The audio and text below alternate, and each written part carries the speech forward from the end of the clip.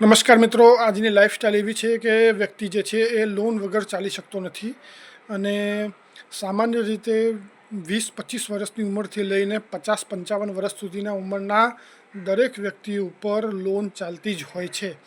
હું જે વાત કરું છું એ અપર મિડલ ક્લાસ અને ઘણી વખત તો શ્રીમંત વર્ગના વ્યક્તિઓ માટે પણ લાગુ પડે છે. જે દૈનિક કમાઈને જીવે છે એમને એટલું બધું લાગુ પડતું નથી. તેમ છતાં એ લોકો પણ લોન ઉપર જ ચાલતા હોય છે. તો નિવારણ માટે શું કરવું? મંગળની ઉપાસના કરવી, કારણ કે મંગળને આપણા શાસ્ત્રમાં ઋણ હરતા કહેવામાં આવ્યા છે. એટલે જો મંગળ ગ્રહ તમારા ઉપર પ્રસન્ન થાય તો એ તમારું ઋણ એટલે કે લોન જે છે એ ઓછી થાય અને પૂરી થાય એના માટે તમને આશીર્વાદ આપી શકે છે. મંગળ ગ્રહને પ્રસન્ન કરવા માટે શું કરવું?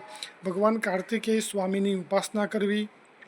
કાર્તિકેય સ્વામી જે છે એ દક્ષિણના મંદિરોમાં અત્યંત પ્રચલિત છે. પરંતુ જો એ પણ ન કરી શકો તો કોઈ બ્રાહ્મણને મંગળવારના દિવસે ઘરે બોલાવીને જમાડી દેવું અને જમાડતી વખતે ઋણ મુક્તિનો મનમાં સંકલ્પ કરવો, અથવા બ્રાહ્મણ તમારી પાસે ઋણ મુક્તિનો સંકલ્પ કરાવી શકે છે. એ પણ ન થઈ શકે તો બ્રાહ્મણને મંગળવારના દિવસે દાન દક્ષિણા આપી અને ઋણ મુક્તિ માટે એમની પાસે સંકલ્પ લેવો.